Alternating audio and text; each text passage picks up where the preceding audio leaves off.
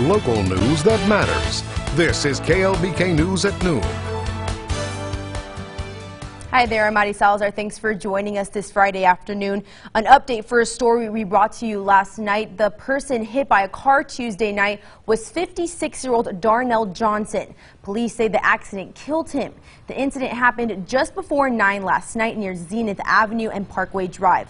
This is the second pedestrian accident in just 2 days. And this is a look at the second accident. This one happening on Monday. The man hit by a car was 44-year-old Jimmy Hewlett Jr. As of this morning, he's still in the hospital with life-threatening injuries. The accident happened near 27th and Avenue Q. Hewlett was walking east across Avenue Q when he was hit by a car. Police say he didn't use the crosswalk and didn't yield the right of way when he was hit. We'll continue following these stories and bring you the latest here on KLBK and on our website, everythinglubbock.com. Cattle theft is an ongoing problem across the South Plains, and special rangers tell us it's actually an all-time high right now. Thieves are targeting ranchers at night by loading up their cattle and driving them hours away. Where their brands aren't as recognized, then they'll sell them at an auction for hundreds of dollars. Rangers say many ranchers could be a victim and not even know it. There's a market for it. If there's a place to sell it, there's a thief to steal it. It's very easy for them. You know, the owner of the ranch is gone. They live off over in another part of the state, and they'll load 2 or 3 up and take them to the sale, pick up several $100s. And yeah, it's easy for them. If you suspect that you have been targeted, give the Rangers a call. We have their information on our website, everythinglubbock.com.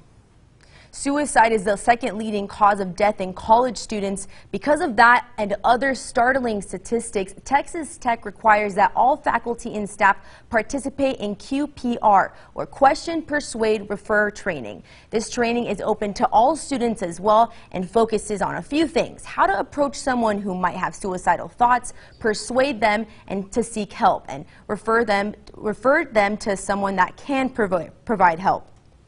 And more details in the medical examiner controversy. A district attorney in Kansas is waiting for autopsy results of Lubbock's Elena Castilleja to see if more charges can be pressed 9 years after the initial crime. Elena's name was listed in autopsy instructions signed by Lubbock County Chief of Medical Examiner Dr. Sam Andrews, instructing the pathologist to ship Elena's organs to San Diego. Elena suffered from shaken baby syndrome in 2010. Her parents faced prosecution in Kansas for the crime. When Elena died, NAG Pathology said they directed doctors to remove certain organs in case more charges were filed. Elena's family said they knew an autopsy was being done for possible charges, but they never gave permission for organs to be removed. Since finding out, they filed a lawsuit against NAG Pathology, and both doctors involved saying they mishandled remains.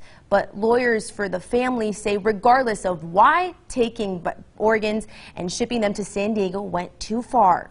The fact is, you not just have to determine the cause of death, you have to eliminate any other potential causes, or otherwise, if you get to court, you're not going to be able to defend your work.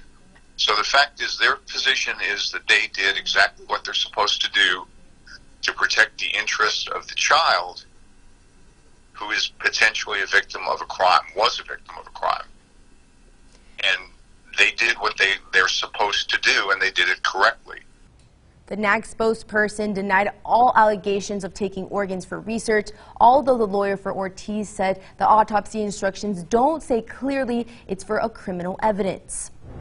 A man in El Paso is in custody after he shot his mechanic for failing his car inspection. Police say 60-year-old Arturo Garcia Medina took his car to a shop on Monday and began arguing with the owner when he received a failing inspection. Investigators say Medina pulled out a weapon and shot the 52-year-old owner in the abdomen.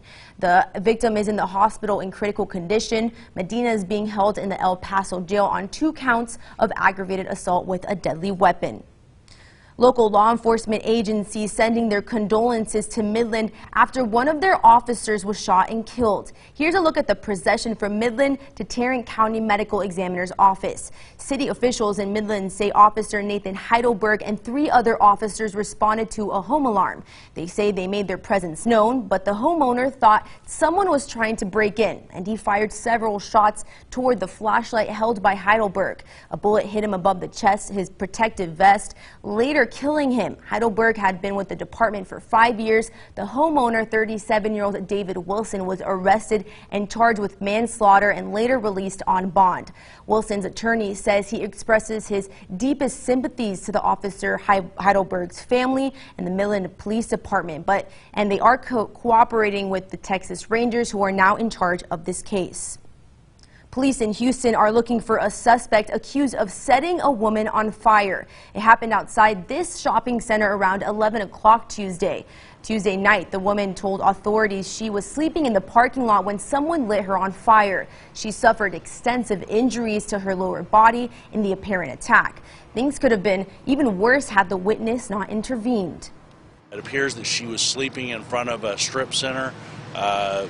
And at some point she was engulfed in fire. Somebody dragged her away from the fire. The fire department came. She's been transported to the hospital. She is expected to survive. Investigators will review surveillance video of the attack.